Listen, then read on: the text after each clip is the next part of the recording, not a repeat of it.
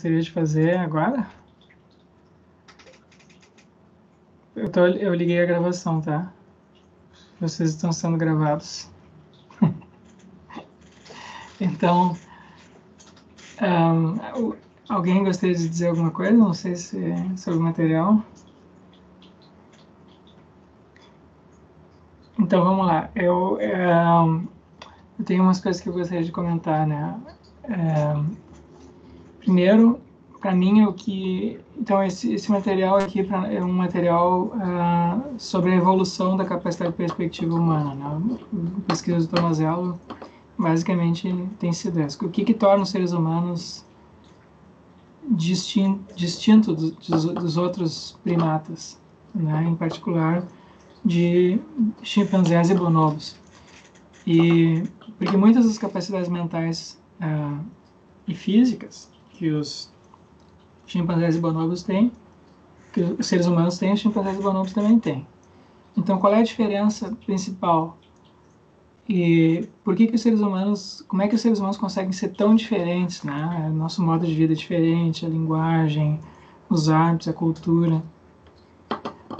O que nos torna capazes de ter uma cultura tão sofisticada quando comparada à dos chimpanzés e bonobos, que têm culturas também, mas são culturas muito rudimentares. Grupos diferentes de chimpanzés e bonobos têm hábitos diferentes, comem comidas diferentes, tem alguns grupos que são mais agressivos, outros que são menos agressivos, e essas são diferenças culturais, não são biológicas, porque quando tu pega um indivíduo de um grupo e coloca no outro, ele adquire as características do outro grupo de chimpanzé ou bonobo. Então tem vários trabalhos interessantes feitos com isso, né? Tem um trabalho interessante que foi feito por aquele biólogo, agora está me escapando o nome dele, Sapolsky. Robert Sapolsky. Ele tem um livro que se chama Behave, e ele também é um biólogo comportamental, e ele fez durante muito tempo, acho que ainda faz, pesquisas de campo com grupos de babuínos na África. E aí aconteceu, durante a pesquisa dele,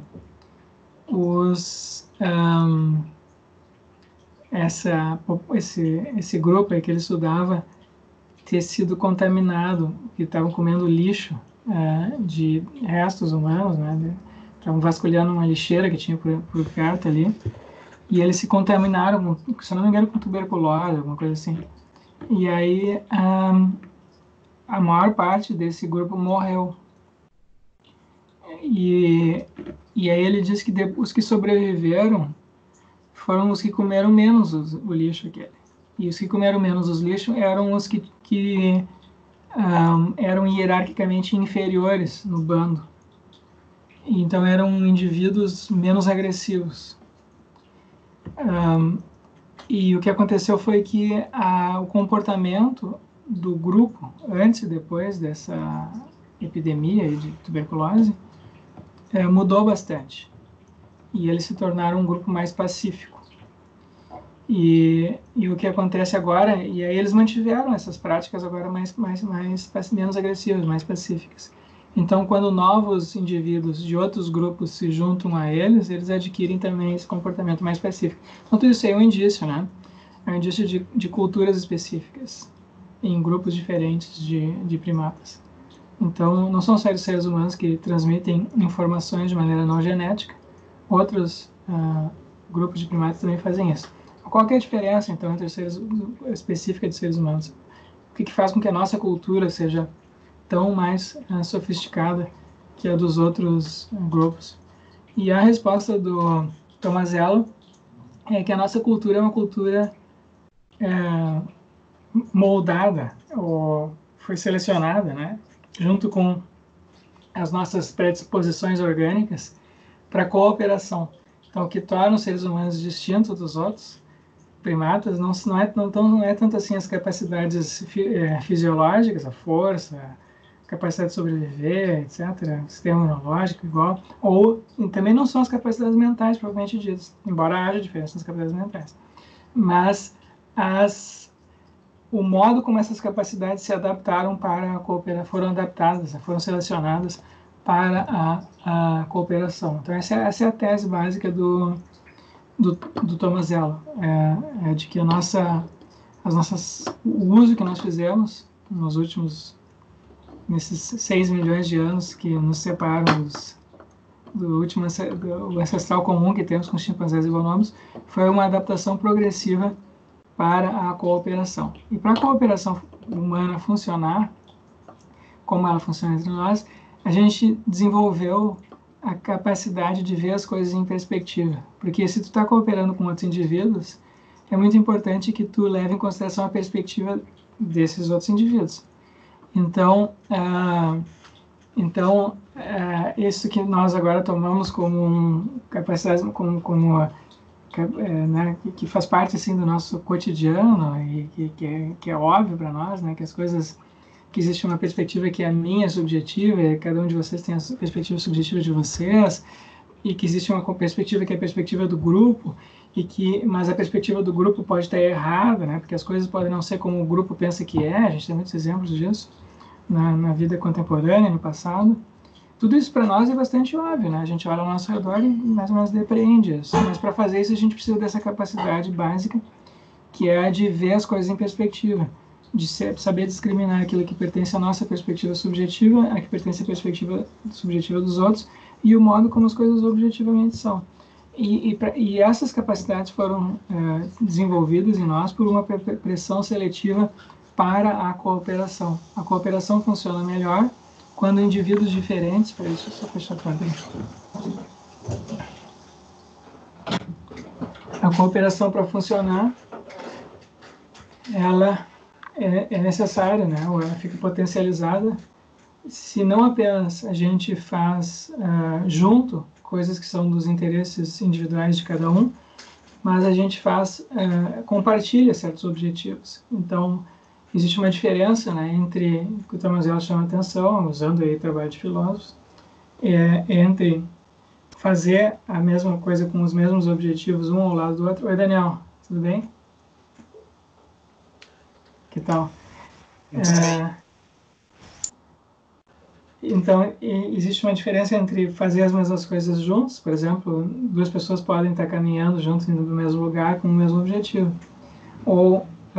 Mas isso é diferente de caminhar com a outra pessoa, né? Se eu caminho com a outra pessoa, é uma atividade que eu estou fazendo com ela.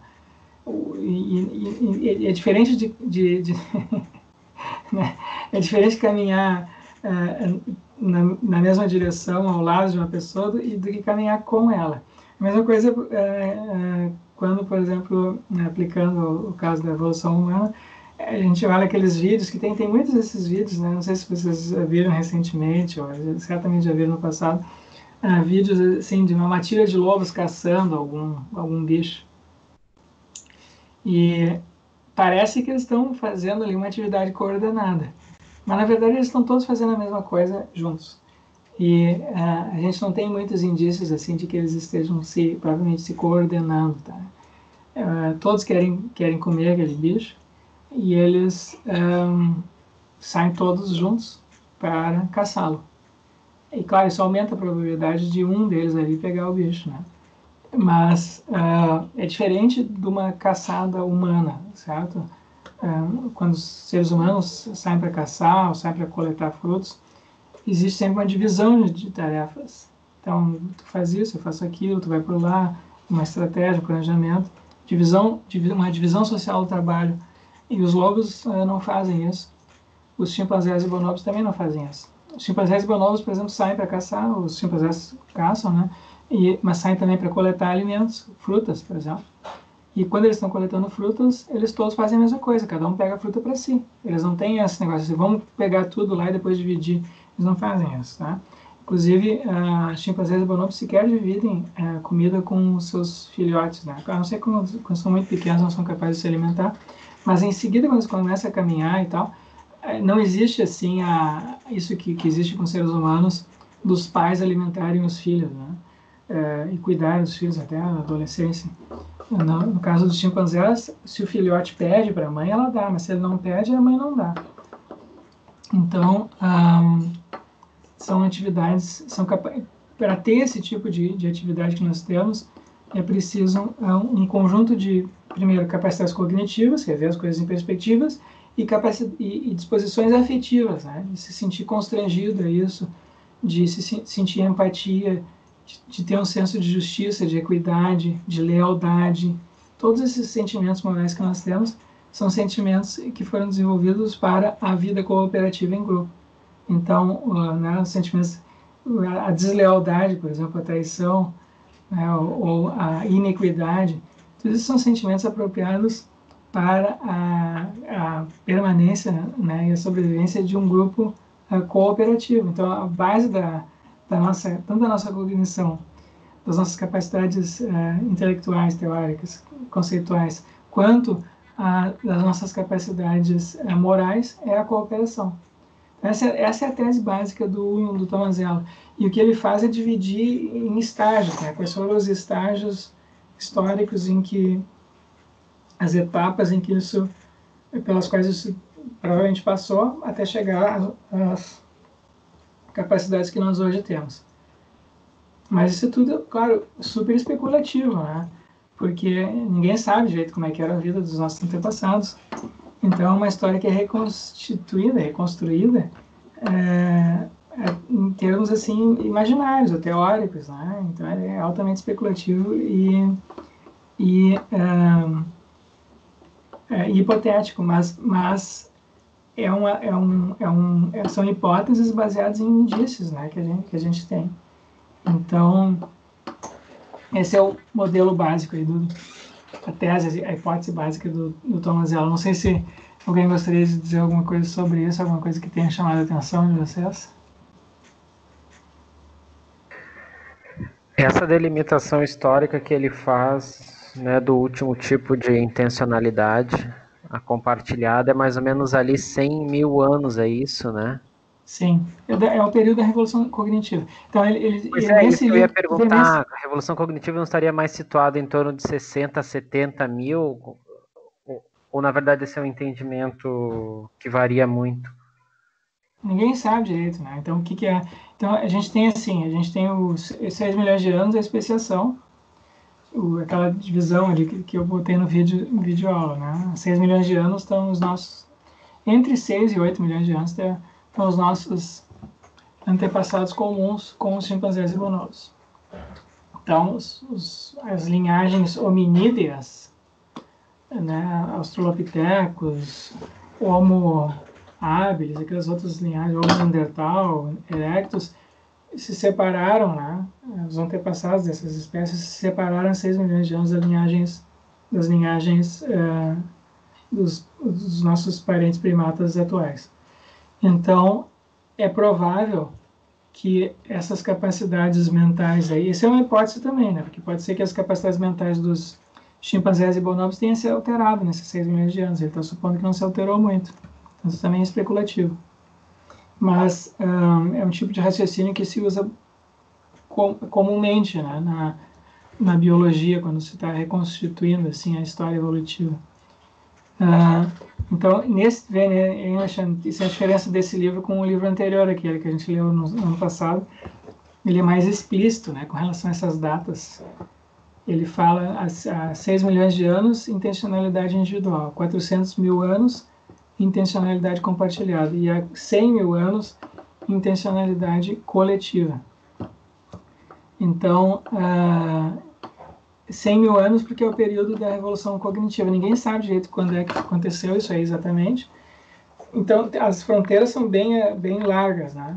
O que se sabe é o seguinte, é certo que há 40, 50 mil anos, essa Revolução Cognitiva já tinha acontecido, porque a gente tem aquelas pinturas das cavernas, né, na França, que tem uns 40 mil anos. Então, para ver seres humanos capazes de ter aquele tipo de criatividade, de imaginação artística, a Revolução Cognitiva, pensamento assim simbólico, né, representar coisas que não estão ali, né, e ver naquelas imagens uma representação, sei lá, de bichos, de caçadas, enfim, de situações, a Revolução Cognitiva já tinha que ter acontecido. Mas quando é que começou a revolução cognitiva? Aí é especulação, porque os indícios que se tem são muito esparsos. Então tem gente que diz assim, 120 mil anos, 100 mil anos, mas enfim, é esse período entre 120 e 60 mil anos, né, ou 70 mil anos, entre 120 e 70 mil anos, ou 60 mil anos, durante esse período aí que aconteceu a revolução cognitiva, que para o Tomazello significou o desenvolvimento da capacidade para a intencionalidade coletiva. Certo? Certo, não, perfeito. Então, o que mais? Eu não sei, Wilton e Felipe, Daniel, se vocês chegaram a dar uma olhada no material.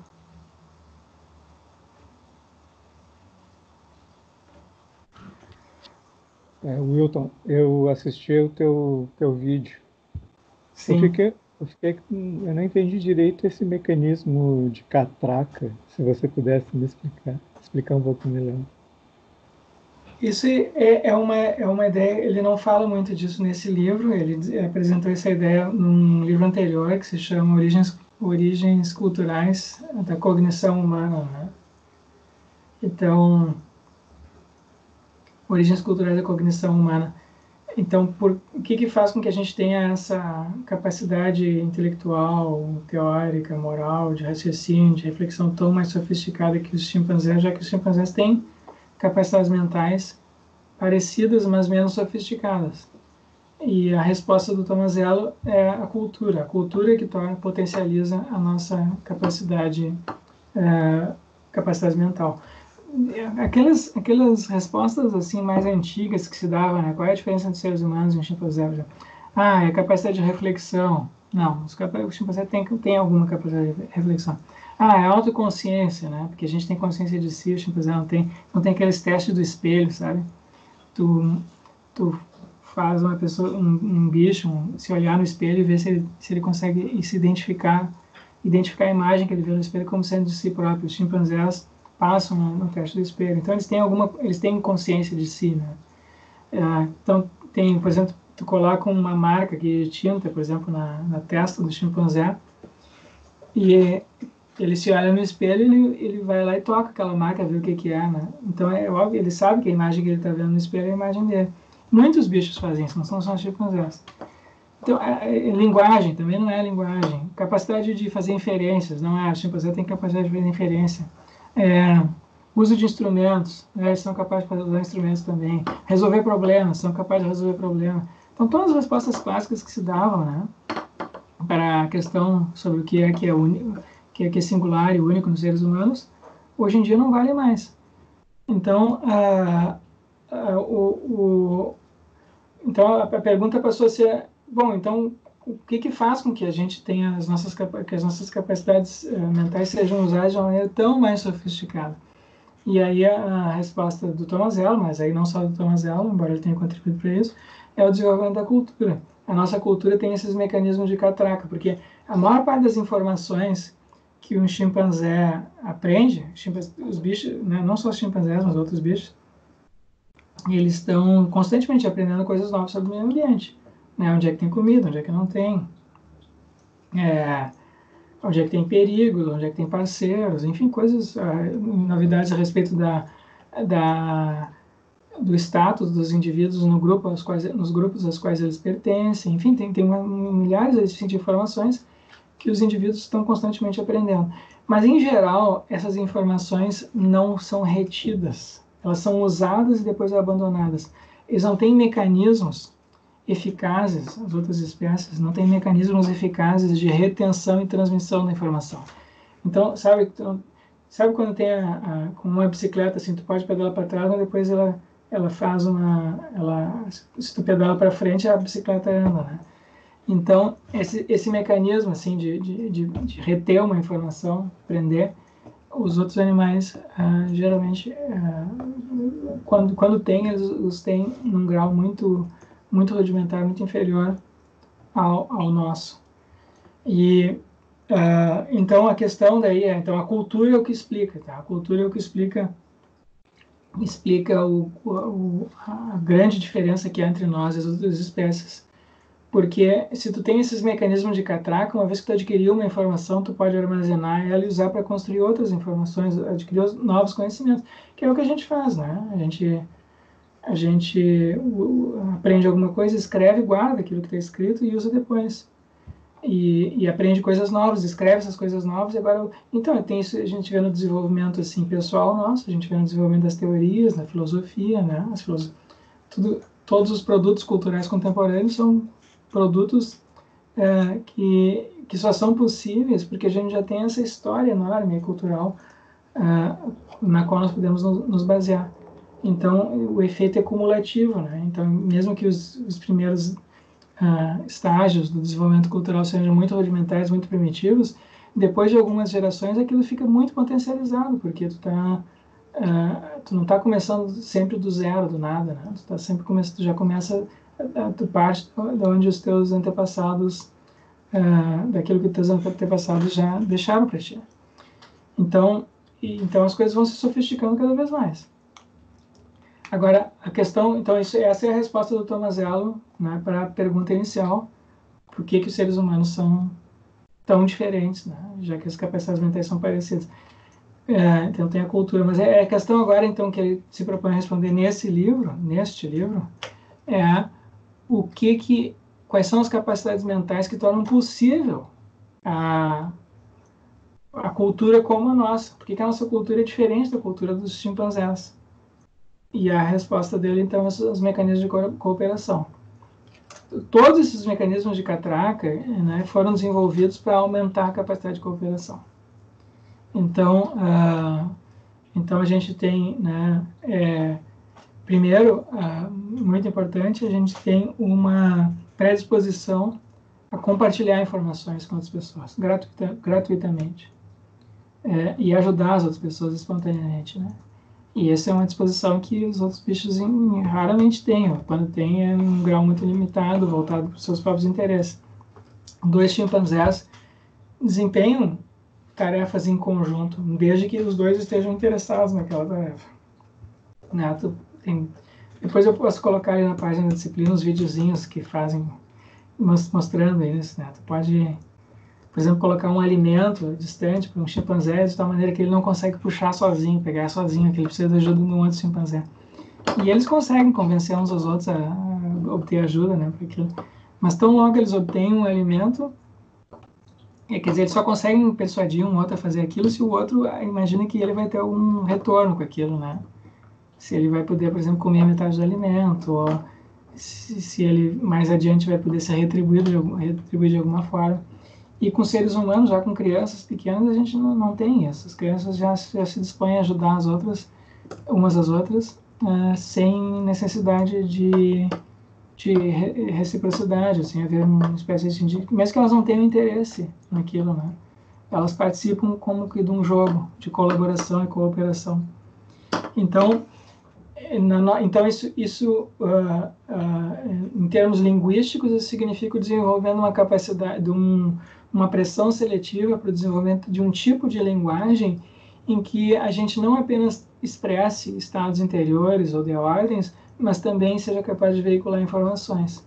Então, isso que a gente chama de linguagem assim, proposicional, né, vem daí, segundo Tomazello, a pressão seletiva para o desenvolvimento de uma linguagem proposicional como a nossa, em que informações úteis para as outras pessoas possam ser veiculadas de maneira objetiva, né, em que eu possa transmitir, olha, da minha perspectiva eu estou vendo isso, o que tu está vendo da tua?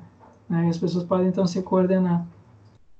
E aí a gente tem agora a soma de perspectivas, né? Então, e a partir da soma de perspectivas a gente pode construir chegar a outras conclusões e assim por diante. Então, um desenvolvimento vai levando ao outro. Mas a tônica é sempre a capacidade, o aumento da capacidade cooperativa. Eu acho que uma das coisas que me chama a atenção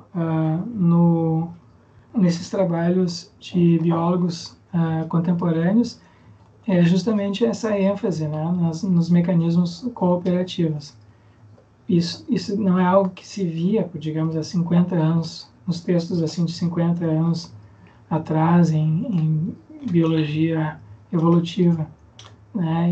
Não sei se a gente pega a biologia evolutiva de 50 anos para trás, a ênfase estava toda na seleção adaptativa, pela competição, né? Pela superação das adversidades, mas na biologia contemporânea, se afirma que um dos mecanismos mais eficazes que há para a adaptação de uma espécie ou de um grupo é o aumento da capacidade cooperativa. E isso vale não apenas para os seres humanos, mas é uma regra da evolução biológica em geral. Então é uma imagem assim, né, da evolução, a evolução biológica que está sendo apresentada pelos biólogos dos últimos 30, 40 anos, que é bem diferente daquilo que a gente encontrava no período anterior. Certo? E me parece que também certas características elas vão deixando de ter proeminência na disputa evolutiva no caso dos seres humanos, né? Por exemplo, ser o mais rápido ou ser o mais forte, que talvez por um longo período evolutivo foi responsável por selecionar indivíduos dentro do grupo, a partir de um determinado momento passou a não ser. Então, não só aqueles mais fortes, mais hábeis, que melhor lutavam, que melhor tinham capacidade de se impor no grupo, ou de buscar o alimento, que melhor nadavam, que melhor caçavam, mas sim aqueles que também que desenvolveram outros tipos de capacidade capaz de certa maneira, manipular o outro e usar desse poder cooperativo para induzir que os outros, então, tomassem ações e, com isso, ele permanecesse com relevância dentro do grupo. Então, acho que ajuda a mostrar como o peso evolutivo ele foi mudando de características mais físicas para características mais propriamente, não sei, cognitivas. Tem o que se diz hoje é que tem uma coevolução, né, dessas outras características da cultura e das características assim fisiológicas, mas ainda a seleção de características fisiológicas propriamente dita ainda aconteceu sempre e continua acontecendo, né? Por exemplo, uma característica, bom, a gente teve naquele período lá de 6 milhões de anos para cá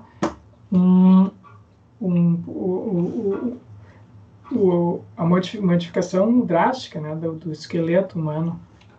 Então, os nossos antepassados se apoiavam nos braços, né, tinham os braços mais longos, eles não tinham o corpo completamente ereto, e os seres humanos mudaram, os humanos começaram a viver nas savanas, então passaram a caminhar longas distâncias, o formato do pé alterou, o formato da coluna se alterou, essa parte aqui do pescoço também se alterou, em razão das pessoas começarem a caminhar mais e andarem em pé, a bacia se estreitou, em razão da bacia, né, aqui no quadril ter se estreitado, os partos para as mulheres se tornou mais difícil, então os bebês começaram a nascer prematuramente, mais cedo, e em razão disso precisaram de mais cuidados, né? O bebê nasce praticamente bebê humano nasce praticamente indefeso, não consegue sobreviver sozinho, diferente de um bebê da maioria das outras espécies que já nasce caminhando, andando.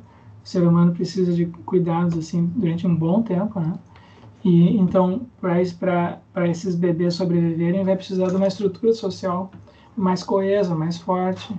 A estrutura social mais coesa, mais forte, vai precisar de mães que sejam mais empáticas, né? Que tolerem, né, o choro do bebê, a fome, fiquem ali com ele durante um bom tempo. Tudo isso foi selecionado. Isso a gente vê até hoje. Em média, as mulheres tendem a ser até hoje mais empáticas que os homens. Os homens tendem a ser menos empáticos e mais agressivos. Então, isso são características biológicas herdadas. E depois a gente teve o desenvolvimento o domínio do fogo, né? Isso também teve um efeito assim, muito importante na evolução humana, porque com o consumo de alimentos cozidos, carne assada, por exemplo, os seres humanos os seres humanos agora puderam gastar menos tempo se alimentando. Um gorila ou um chimpanzé passam praticamente o dia inteiro comendo coisas. E o ser humano, mesmo o ser humano da época do Paleolítico, se supõe que ele podia gastar 4, 5 horas cuidando da alimentação, ele tinha o resto do dia livre, porque consumia comida parcialmente já digerida pelo cozimento, né? E então tu consegue ingerir uma quantidade maior de nutrientes e calorias em menos tempo, precisa mastigar menos. O intestino dos seres humanos então diminuiu e tu tem a arcada dentária também se modificou, tu passa a ter mais tempo livre, tu passa a ter um consumo maior de calorias em menos tempo. Então isso permitiu, né, aumentou a quantidade de recursos de nutrientes disponíveis para o aumento da massa encefálica do cérebro, que consome muitos recursos. Então tem uma série de coisas assim interligadas que vão acontecendo. Mas do ponto de vista mental, o que a gente tem é isso, uma cooperação, a vida em grupo, os seres humanos vão se tornando cada vez mais interdependentes uns dos outros e vão criando mecanismos de cooperação. E o tipo de desenvolvimento propriamente mental que a gente tem é um desenvolvimento mental voltado para a cooperação. Então, as capacidades reflexivas, para a gente ter o tipo de reflexão que a gente tem, né? Imaginar o futuro, imaginar o passado, imaginar como nós somos, é necessário que a gente seja capaz de ter a capacidade de ver as coisas em perspectivas.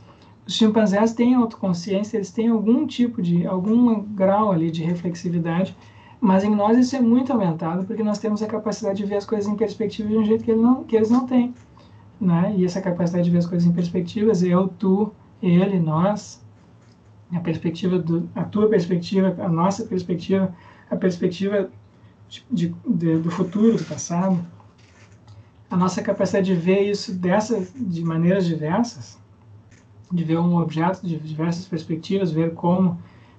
Tudo isso, segundo Thomas Zeller, se deve a esse desenvolvimento básico aí da interação para a cooperação, né? Inclusive o branco do olho, que nem eu mencionei no vídeo, né?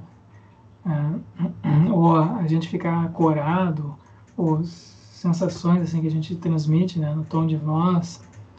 Então tudo isso torna a vida interior dos seres humanos, os estados subjetivos, transparentes aos demais. Né? A gente tem esses cacuetes, a gente sente vergonha, a gente sente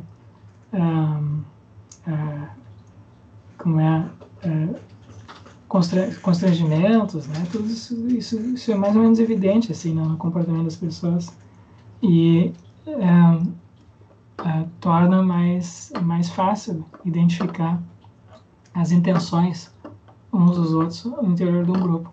As pessoas que eram menos transparentes nesse sentido foram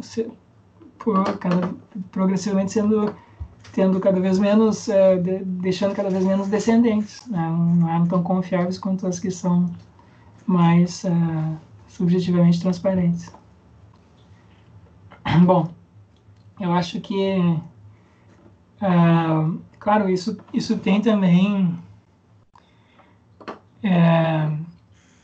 repercussões para... Então, quais são os três para os trabalhos aí de vocês, Alexandre e Wilton, né? Que a gente já tinha comentado, sobretudo contigo, né, Alexandre? Porque então a gente tem esses três estágios aí, segundo o Thomas Zeller: o da intencionalidade individual, a capacidade de formar representações, objetos, fazer inferências, de controlar o comportamento, tendo individualmente, né? Faço representações individuais, faço inferências individualmente, eu comunico o que eu quero para as outras pessoas, o que eu não quero, eu monitoro o meu comportamento, né, a partir do que eu observo no ambiente. Então isso é o que o Thomas Zeller chama de intencionalidade individual. Depois a gente tem o desenvolvimento há 400 mil anos da intencionalidade compartilhada, né? A atenção conjunta, o branco do olho, eu consigo identificar a perspectiva de uma outra pessoa, faço acordos com ela, eu posso estabelecer laços assim de lealdade. Agora, como isso funciona entre duas pessoas, essa é um tipo de mentalidade apropriada a pequenos grupos, que é o que predominou na história humana, na pré-história humana, até a Revolução Cognitiva. Então, os grupos humanos antes da evolução cognitiva eram grupos pequenos, como, por exemplo, os grupos de humanos neandertais, ou grupos humanos daquele grupo da espécie Homo erectus. Eram grupos relativamente pequenos, 20, 30, 40 indivíduos, porque a capacidade de ver as coisas em perspectiva era limitada para a perspectiva de um outro indivíduo. E depois da revolução cognitiva, né, no terceiro estágio, a gente tem a perspectiva essa do nós, de normas sociais objetivas, normas que estão acima do grupo. Então a gente tem a criação de identidades morais, de identidade do grupo. A identidade do grupo, depois da revolução cognitiva, passa a ser determinada por características culturais do grupo, a linguagem, os hábitos, né, a religião, o tipo de arte, o tipo de pintura, né, a maneira de se vestir, e não mais por laços consanguíneos, ou pertencimento ao grupo, ou conhecimento individual. Então, os grupos humanos antes da Revolução Cognitiva eram grupos pequenos. Eram grupos em que havia muita cooperação, mas era uma cooperação entre pessoas conhecidas, como é a vida social, por exemplo, de chimpanzés e bonobos até hoje. Eles vivem em grupos que não são assim muito extensos, né? Tem alguns grupos maiores, chega a 100 indivíduos, mas a maioria é bem menor que isso, e é bem diferente do que passou a acontecer depois da Revolução Cognitiva, em que a gente tem assim, grupos coordenados de até 500 pessoas, 1000 pessoas, né? Então as pessoas podem viver em grupos menores, mas depois elas se juntam para uma festividade ou para uma celebração, fazem parte de um povo maior, né, que vive em regiões espalhadas, né, na Europa, na Ásia, na Rússia. Isso certamente já existia há 40 mil anos, 30 mil anos. Um indício antropológico importante disso são aqueles como é que se diz, cerimoniais ou rituais de enterros que foram encontrados na Rússia, né? Depois eu coloco na página da disciplina algumas fotos. Então tem alguns esqueletos, né, que foram encontrados de indivíduos com todos assim decorados com pedrinhas não, mas colares feitos de ossos de mamute. E então aquilo lá certamente muitas pessoas contribuíram para a riqueza, né, daquele cerimonial que aconteceu lá. E então é provável que aquilo ali fosse um enterro de alguém importante, a pessoa que foi enterrada foi provavelmente alguém importante, um líder, um chefe, uma pessoa, um religioso, não se sabe, mas que provavelmente tinha ligações com outros grupos também, então é provável que aquilo fizesse parte de uma rede. Esse tipo de coordenação em rede é que passou a ser típica dos seres humanos depois da Revolução Cognitiva, que é o que a gente tem até hoje. A gente se relaciona com estranhos. As nossas relações de cooperação não são relações de cooperação apenas com indivíduos com as quais nós estamos familiarizados. Nós cooperamos com pessoas que nós cooperamos dentro de normas ou regras abstratas, né? Podem ser normas ou regras abstratas que nos permitem, por exemplo, pagar uma pessoa, né? Eu contrato um serviço de um estranho para vir aqui na minha casa consertar um cano, por exemplo, e dou para ele, sei lá, 100 reais, então ele aceita aqueles 100 reais como pagamento. Mas para isso funcionar precisa de uma rede enorme, né, de cooperação. Ou por então a gente tem essas redes abstratas, né? Sobre isso o Yuval Harari escreveu bastante, né, no livro dele, Sapiens, bem interessante as coisas que ele fala sobre isso. Então a gente tem essa cooperação sob identidades abstratas, né? Não uma cooperação regida por laços de parentesco, eu, tu, ou acordos pessoais, mas é uma cooperação regida por normas abstratas. Então, para isso ser possível, eu tenho que ser capaz de imaginar, me colocar numa perspectiva que transcende a perspectiva dos indivíduos do grupo ao qual eu pertenço. Eu tenho que poder conceber algo acima do grupo, digamos assim, né? Algo que seja mais valioso que o próprio grupo. ao qual o grupo como um todo se submeta, mesmo que todos os indivíduos não queiram. Então, esse é o caso, por exemplo, da religião, da moralidade, do dinheiro, né? Vale independente do que as pessoas pensam. Continua valendo, a gente acha que continua valendo, independentemente do que as pessoas pensam a respeito daquilo. As pessoas todas podem ter pensamentos falsos a respeito daquilo e aquilo continua valendo. Então, é uma perspectiva, digamos assim, é o início da perspectiva uma perspectiva transcendente, né? Que está acima dos indivíduos particulares que fazem parte do grupo. E é também o tipo de... Isso está conectado, né? Wilton e Alexandre, com aquilo que a gente vê nas experiências religiosas. As experiências religiosas também são experiências de transcendência. São experiências em que os indivíduos experimentam, ou pensam experimentar, pelo menos, um aspecto da realidade que não é um aspecto assim subjetivo, não é também um aspecto intersubjetivo e não é também o aspecto objetivo material, mas é algo que transcende todas essas perspectivas, né? E claro, a gente não sabe descrever como é que isso é, mas talvez seja inefável, enfim. Mas o fato é que para se ter a capacidade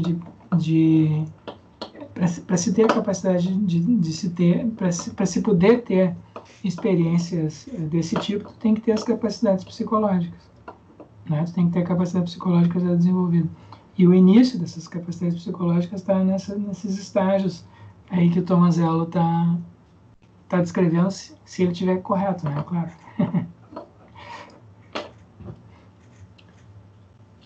Não sei, Wilton, se tu chegou a pensar alguma coisa sobre isso, Alexandre.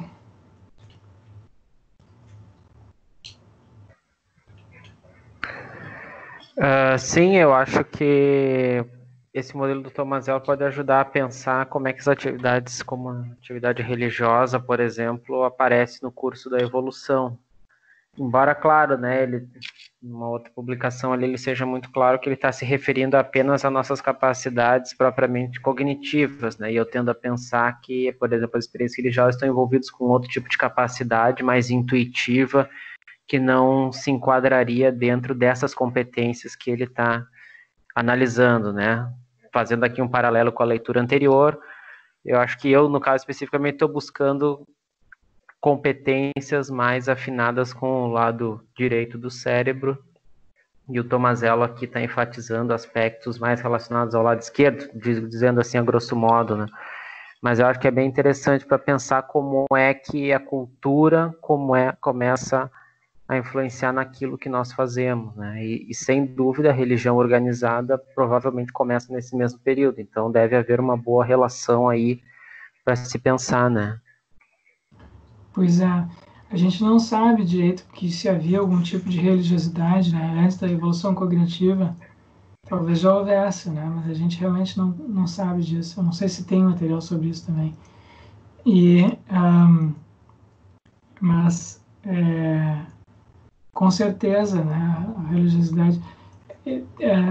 a religiosidade tal como a gente conhece hoje, enfim, a gente tem indícios, né, na história antiga já, ela requer esse tipo de perspectiva assim transcendente, pelo menos que isso seja concebível, né, que seja imaginável, que seja pelo menos experimentável. Então, mesmo que não seja intelectualmente assim concebível, ela tem que pelo menos poder ser experimentável.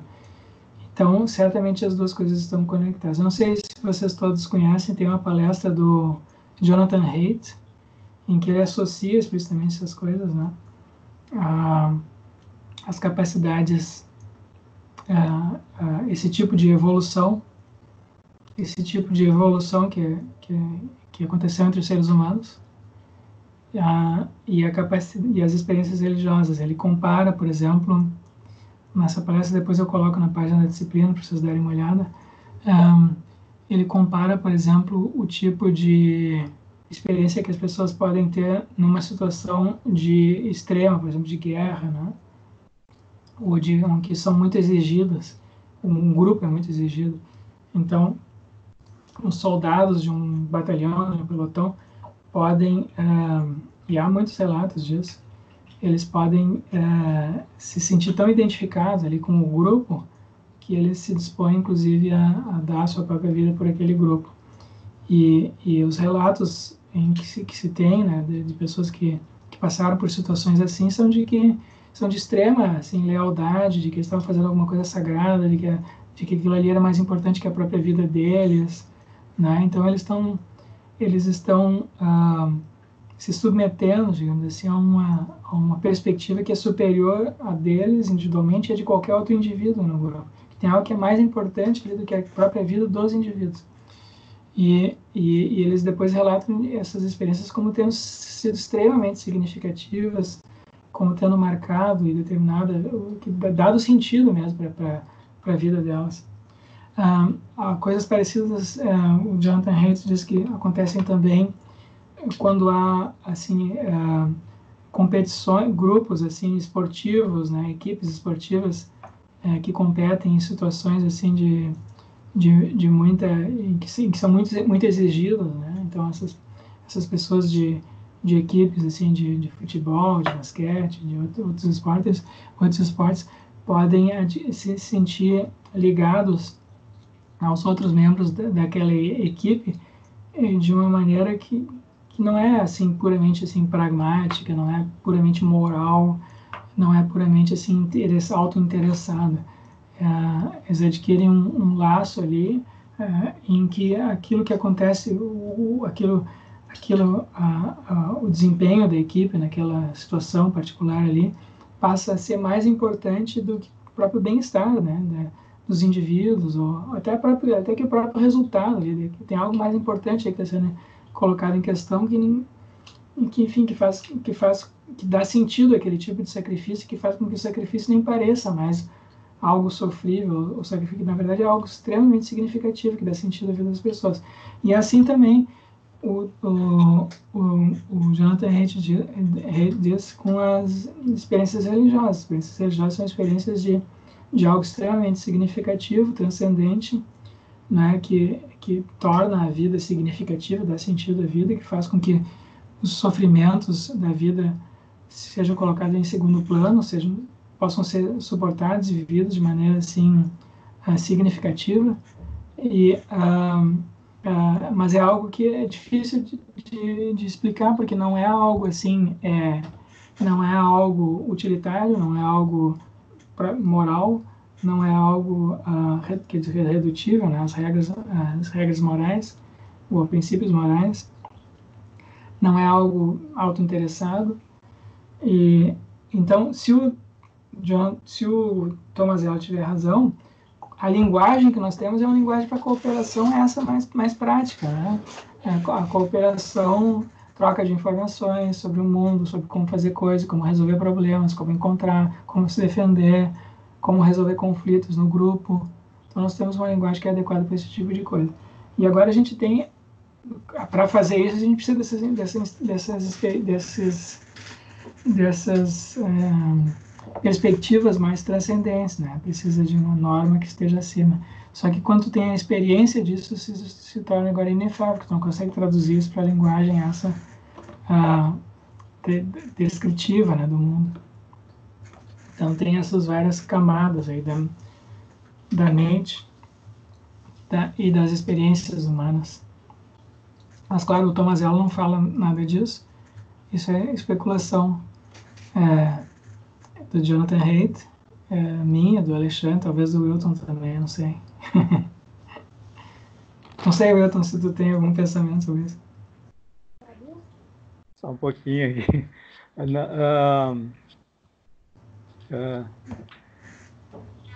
Eu não pensei enquanto estava assistindo o teu vídeo, mas agora quando você está comentando, principalmente o meu interesse, que são as experiências religiosas individuais, né? Fazendo uma diferenciação de experiências, digamos, psicóticas, enfim, eu percebo que tem alguma relação, né? A experiência religiosa individual, apesar de ser difícil definir e classificar, ela tem algo de integrador à pessoa, né? Então, algo que une diferentes aspectos da pessoa, justifica ou explica determinado determinada conduta, ou determinado momento em que ela está vivendo. Mas eu pensei agora, com essa explicação, né, que você está trazendo, é evidente que o aspecto de cooperação, pelo menos aparentemente, é mais visível na questão da religião instituição, né?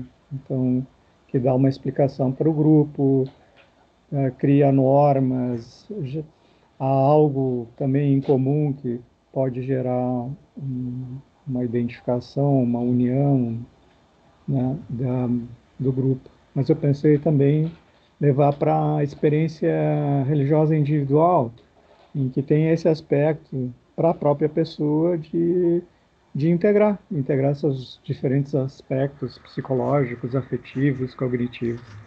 Estava pensando isso enquanto eu te ouvia. Sim. Não, eu acho que por aí, sim, a gente pode tentar, né, e muito da literatura em biologia evolutiva vai nessa direção, que é de tentar explicar características assim do nosso pensamento, do nosso comportamento, da nossa moralidade, em termos mais pragmáticos e, digamos assim, consequencialistas. Né? Que efeito tem a religião, por exemplo, sobre a coesão do grupo. Né? Então, tu pode mostrar que existem indícios bem fortes nesse sentido, né, de que grupos religiosos são mais coesos do que grupos não religiosos. Então, a religiosidade não é apenas assim um tipo de moralidade, né? Porque com a moralidade apenas, com regras morais, tu não obtém o tipo de coesão mais forte que tu obtém com regras religiosas. Então, existe, parece, uma vantagem, né? Os grupos humanos do passado que, além de terem regras morais de coordenação, de resolução de conflitos, enfim, que tornem a vida,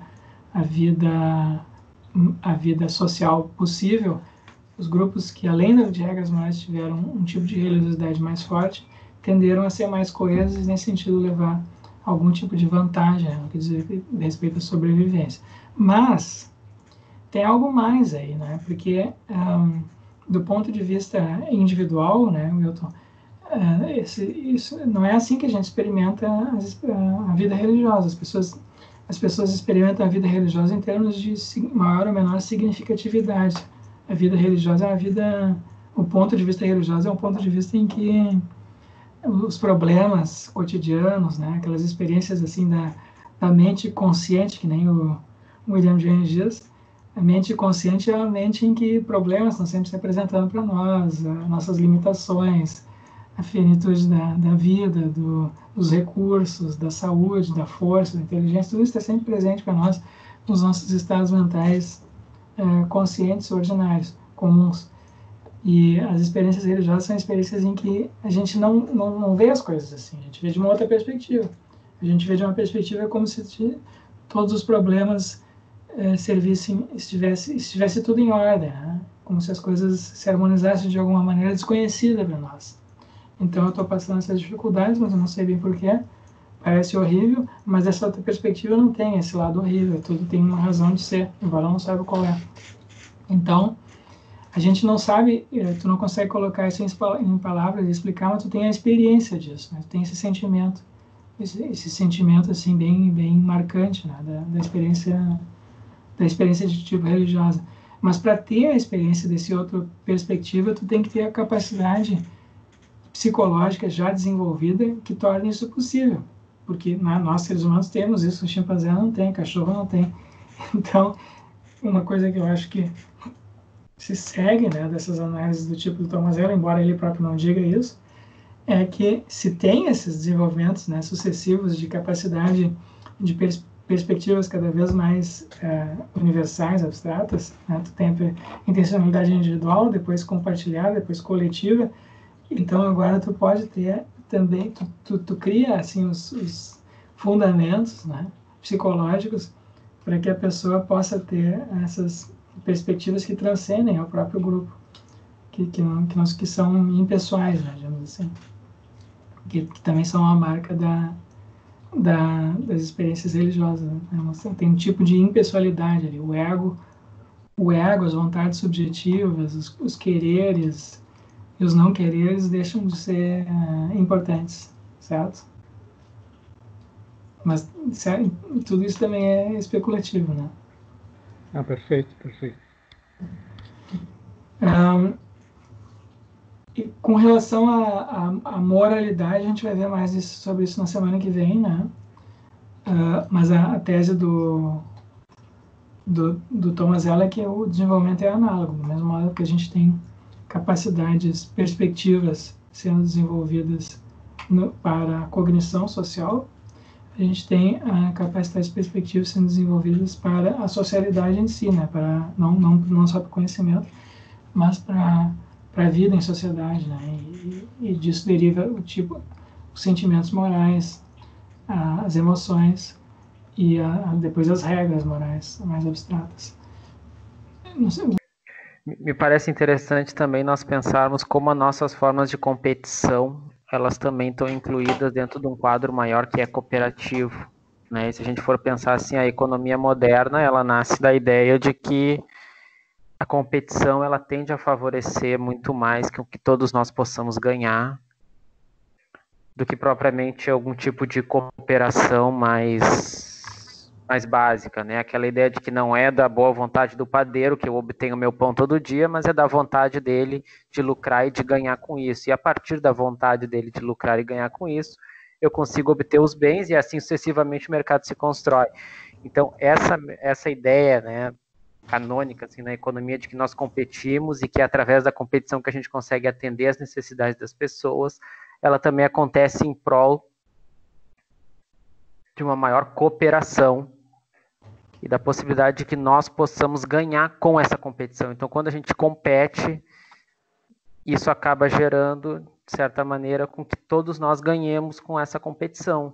A competição gera um incremento da nossa capacidade de atender às nossas necessidades, de melhorar a forma como nós fazemos, de nos tornar mais eficazes, mais efetivos. Então, inclusive, as nossas formas de competição, elas corroboram a ideia de que nós estamos, enquanto espécie, colaborando. Sim, tem. Bom, o Yuval Harari fala também dessas coisas, né? O Thomas Ella não se manifesta muito sobre isso. Eu acho que sim, quer dizer, tem essa. O que o Thomas Ella diz é que tem sempre essa moldura geral dentro da qual moldura geral cooperativa dentro da qual os conflitos acontecem, né? E agora, como é que isso... Então, isso funciona também para os regimes econômicos, é claro, né? Para o regime capitalista, para o regime socialista, o regime feudal. Os regimes econômicos são sempre regimes de cooperação. Umas pessoas dependem das outras. Cooperação porque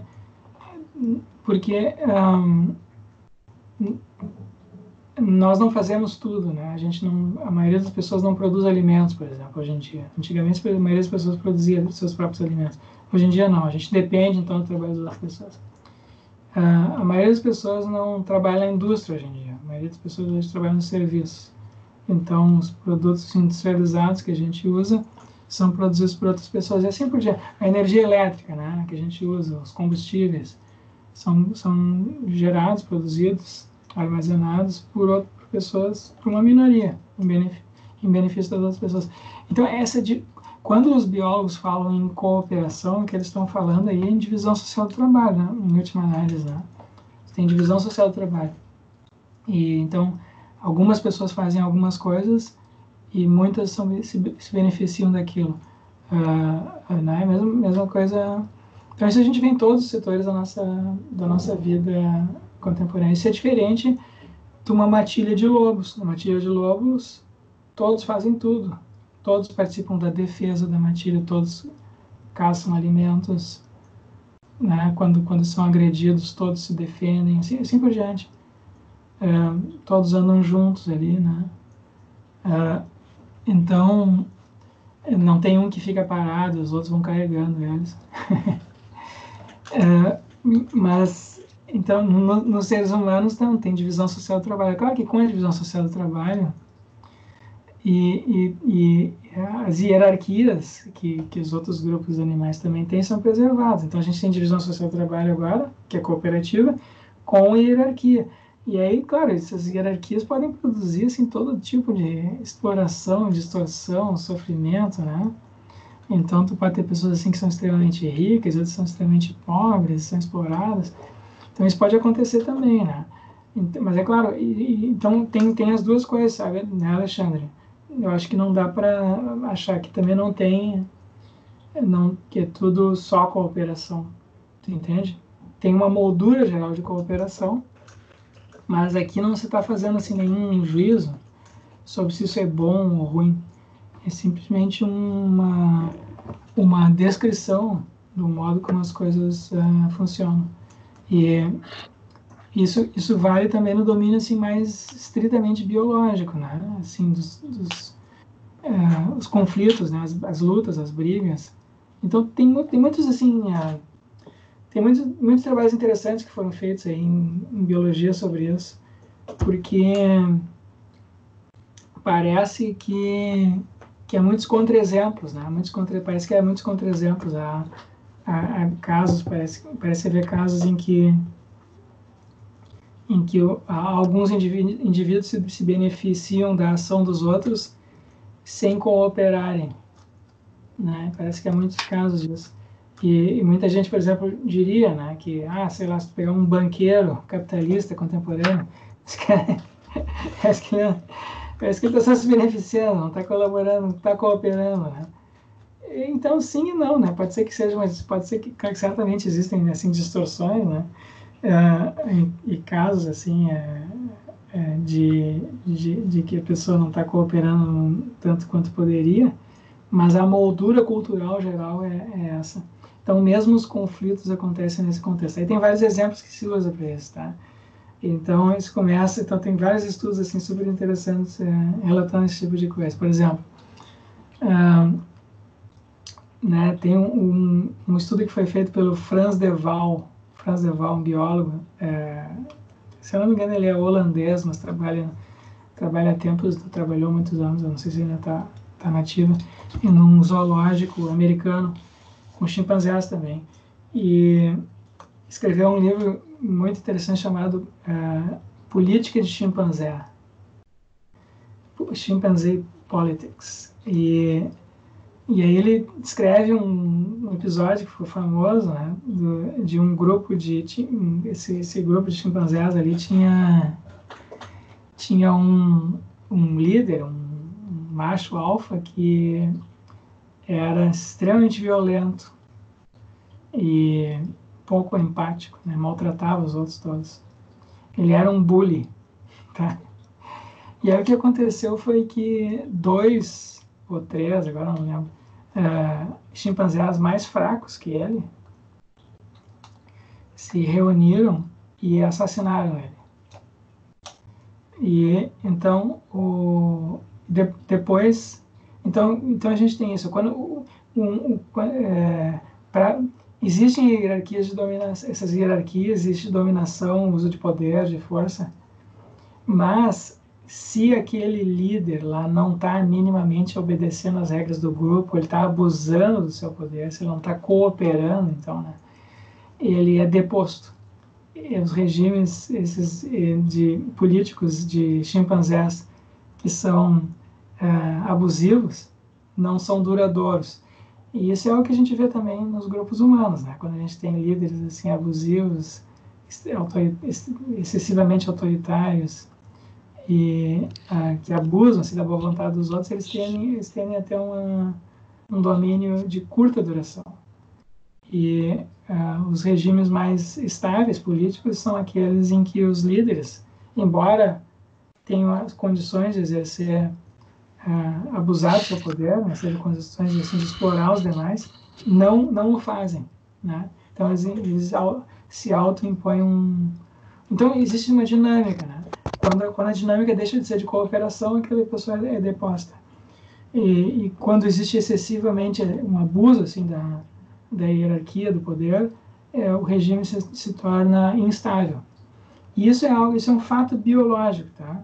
Isso é um fato biológico. Então, isso tem, por exemplo, assim, ó, tem estudos feitos com cachorros e gatos, filmando brincadeira de cachorro e rato, desculpe. É rato que tem. Então, tu pega 2 ratinhos filhotes brincando, né? E aí tem um rato que é maior que os outros. Então, esse rato que é maior que os outros, então, as brincadeiras do tipo assim, um vem, morde, o outro vai, corre, se esconde, aí eles saem enrolando até que um fica por cima do outro. Aí começa de novo. Vai, sai enrolando, um sai, aí o outro fica em cima, um fica em cima do outro, aí termina. Aí eles saem correndo, né? Que nem a gente vê cachorro fazendo, filhote de cachorro faz isso, né? Eles saem correndo, depois saem enrolando, aí um morde o pescoço do outro, aí fica ali um tempinho, depois começa de novo. Então, foi feito estudo sobre essas brincadeiras e o que se descobriu é o seguinte: claro que tem alguns desses bichos que são maiores que os outros. Então, se eles quisessem, eles poderiam, digamos assim, vencer a brincadeira sempre. Só que se eles fazem isso, se eles abusam da força deles, os mais fracos não voltam para brincar com ele.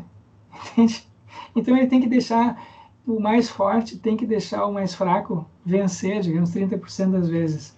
E se ele vence mais de 30% das vezes, tem uma média ali que eles fizeram, então a brincadeira acaba. Compreende? Então, né? Então tem a cooperação, isso aí, a cooperação, mesmo a brincadeira desse tipo, né, que parece ser uma brincadeira só de uso da força, né, arbitrária, tem regras de cooperação. Mesma coisa depois foram ver com políticas assim, de diplomacia, né, como é que os países agem uns com os outros na diplomacia internacional. Então, tem regras, né, em que os países exercem assim, eles deixam de exercer o seu poder, a sua força, os mais militarmente mais fortes, com relação aos mais fracos, porque a longo prazo isso é desvantajoso para eles próprios. Então, mesmo naquelas situações em que parece que o que é predominante é o uso da força, isso só é feito também num regime de cooperação, e quando isso não acontece, as relações ficam instáveis. Tá? Então, não sei, Felipe, tu queria falar alguma coisa?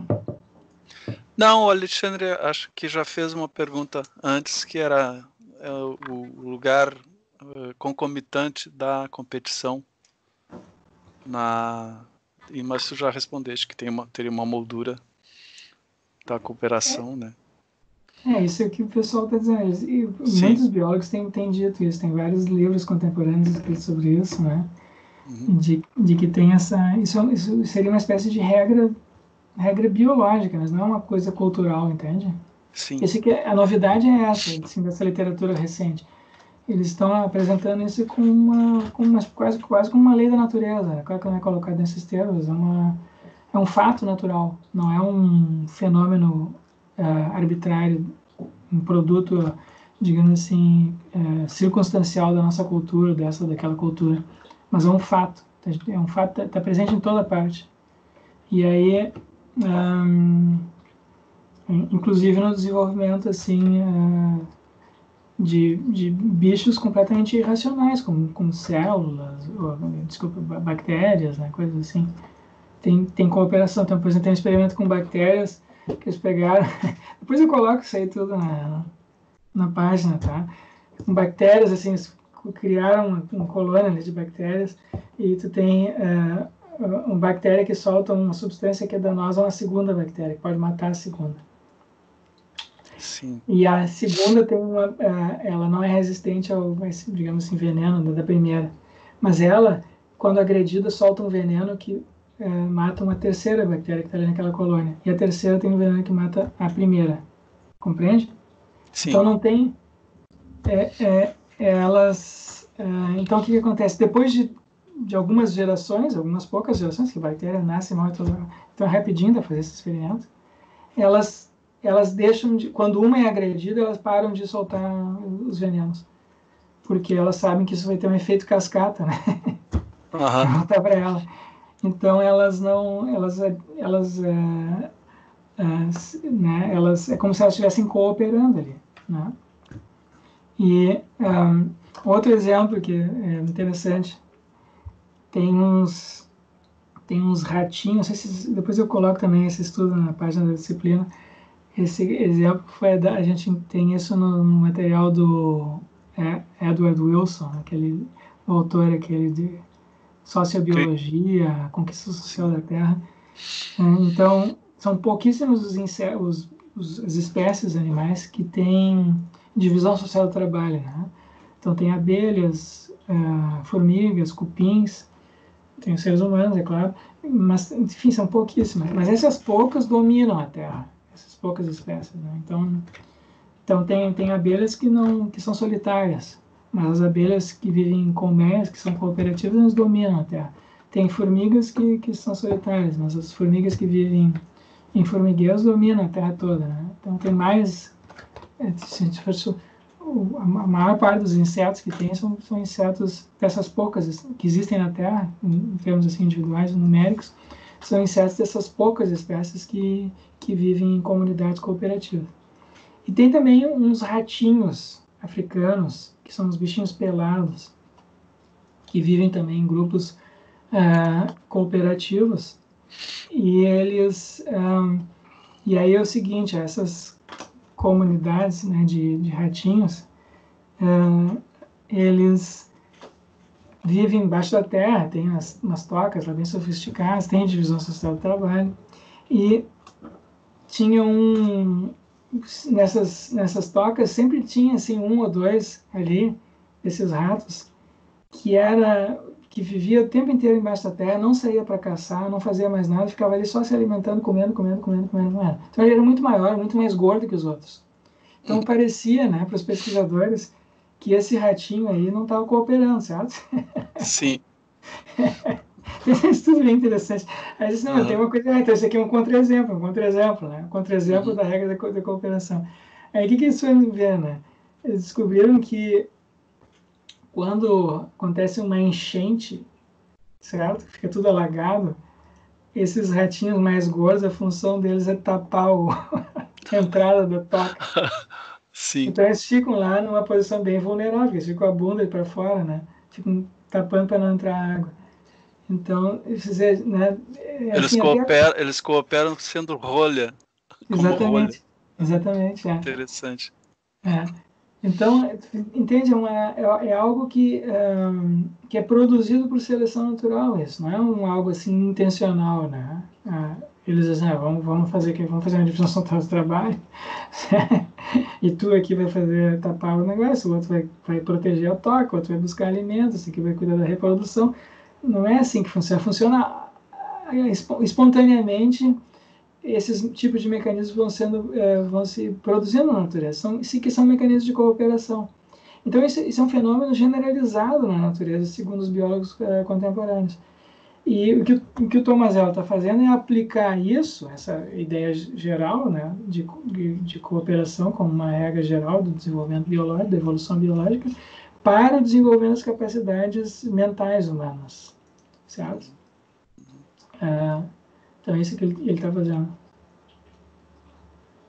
Bom,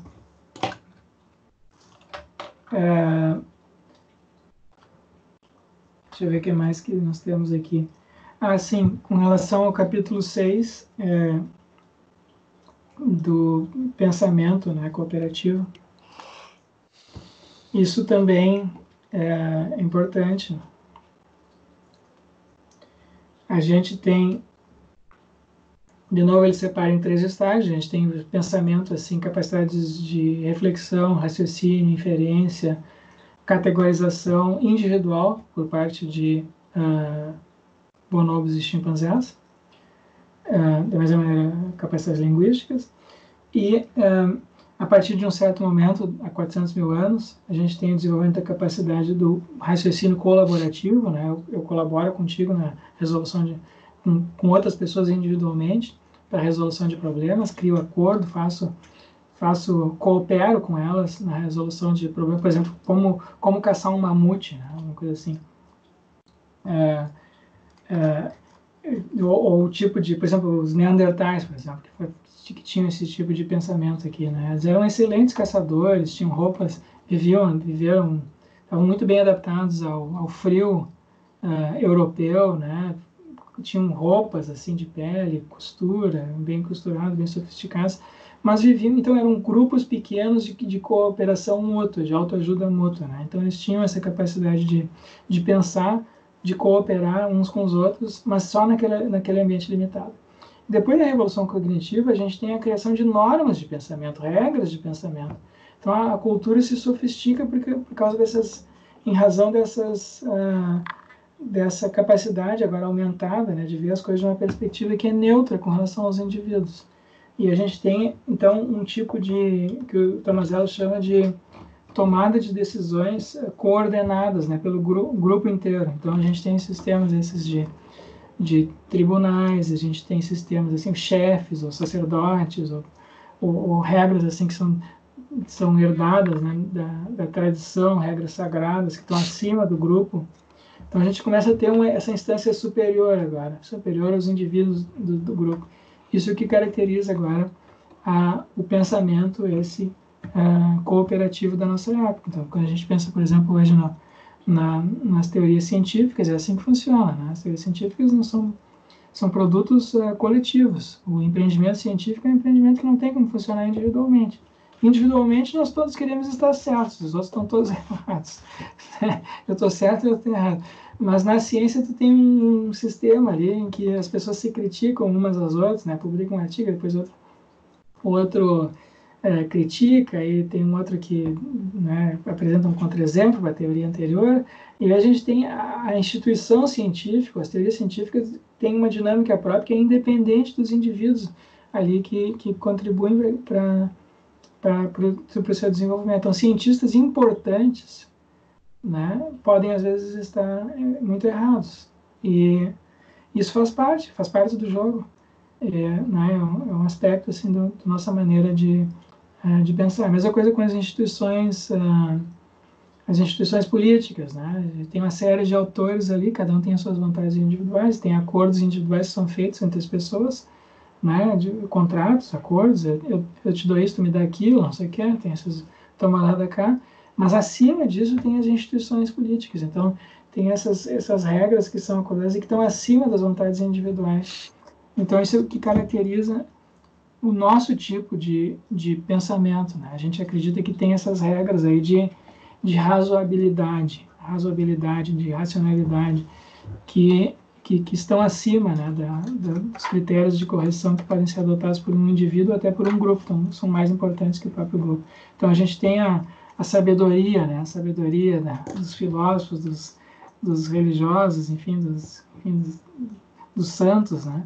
Isso é algo que se apresenta para nós como sendo mais correto do que as nossas próprias opiniões assim, a respeito disso ou daquilo, né? Como se apresenta como um modelo, um padrão ao qual os nossos pensamentos, nossas ações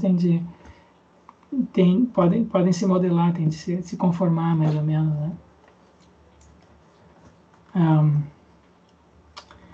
Pois é, então tá, não sei, alguém gostaria de dizer mais alguma coisa sobre esse livro? Até aqui?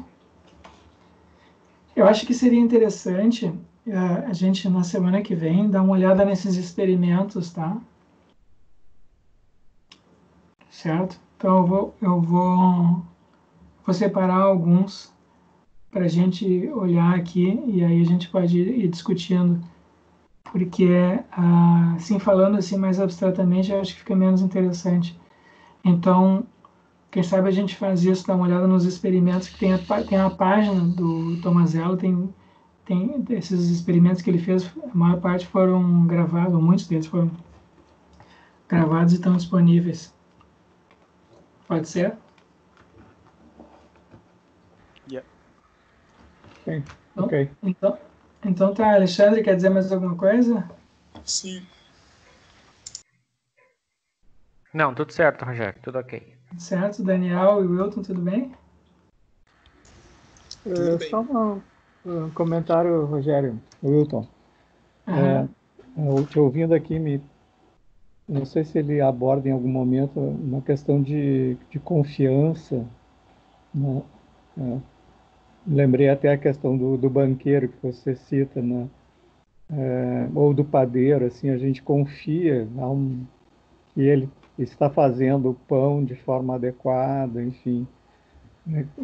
Que estaria junto desse fato natural, biológico, enfim, de cooperação, né? Há Claro. um, há um sentimento de confiança, de que a pessoa realmente está, até do santo, né? De que o que ele está dizendo realmente ele está vivendo, como ele está dizendo. Só esse comentário aqui. É. Não, a gente faz muitas coisas hoje em dia que um chimpanzé jamais faria, né? Por exemplo, a pessoa está passando mal, está doente, enfim, está com dor de barriga, vai no hospital, tu permite que um médico, sei lá, abra a tua barriga, te opere. E o médico às vezes é um estranho, né? Se tu vai na emergência, tu nem sabe quem é que está te atendendo. O outro vai andar de avião, por exemplo, né? Tu está sendo pilotado lá em cima por um estranho, tu não sabe quem é aquela pessoa. A gente faz muitas coisas assim, né? A gente confia. Mas aí não é uma confiança, isso é que é importante, ó. Não é uma confiança pessoal. Não é que, porque eu não conheço aquela pessoa, não tenho que ter confiança pessoalmente naquele indivíduo. É uma confiança, digamos assim, institucional, cultural, tem uma moldura dentro daquilo. Então, como aquela pessoa está exercendo a função de padeiro, eu posso comer o pão dele tranquilamente, porque existem regras aqui na cultura, as coisas funcionam assim, tem muitas padarias aqui em Porto Alegre, né, os padeiros fazem assim, enfim, tem regras de controle, né, social. A gente sabe, a gente confia que se houvesse alguma coisa errada com o pão que ele está vendendo, outras pessoas não comprariam, outras pessoas já teriam reclamado, a prefeitura já teria fiscalizar, ou alguma coisa desse tipo. E da mesma maneira com o avião, né? A gente sabe que, claro que pode ser que aquele piloto de avião não seja confiável individualmente, mas a gente confia que tem mil e um assim mecanismos, né, de controle social. E então é uma confiança impessoal. Então esse é o tipo de confiança que nem o chimpanzé teria, nem um neandertal teria. É uma confiança de tipo impessoal, uma confiança mais na estrutura mais abstrata, né? Então é essa capacidade nossa agora de imaginar coisas, de criar, de se relacionar com outros, não pelo que ele é individualmente, mas pela função, pela identidade que ele tem para nós, né? Ele é o piloto de avião e o avião funciona assim dentro da instituição, é fiscalizado pelo governo, não sei mais quem, pelo mercado, não sei lá quem, o padeiro, a mesma coisa, né? Então tu tá te relacionando com aquele indivíduo não por aquilo que ele é individualmente, mas por aquilo que ele representa, certo? Simbolicamente. Ele é o padeiro, aquele do bairro, ele é o piloto de avião da companhia, não sei o quê, e assim por diante, né? Então é algo realmente mais abstrato e impessoal. Então não é para qualquer um. Para neandertais, não é para neandertais nem para chimpanzés. Ok, perfeito. Então tá, continuamos na semana que vem, tá? Com a segunda parte do livro, mas eu acho que seria mais interessante a gente fazer um pouco diferente na semana que vem, separar mais experimentos, né? Para a gente ver aqui, a gente projeta aqui no Skype e depois discute brevemente, pode ser?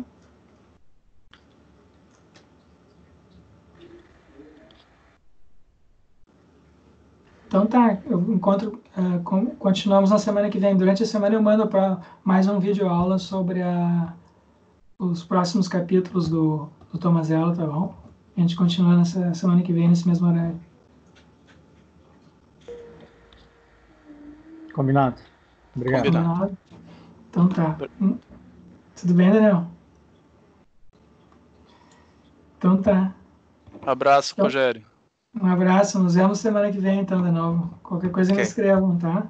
Ok, até semana que vem. Então tá. Tchau. Tchau, queridos.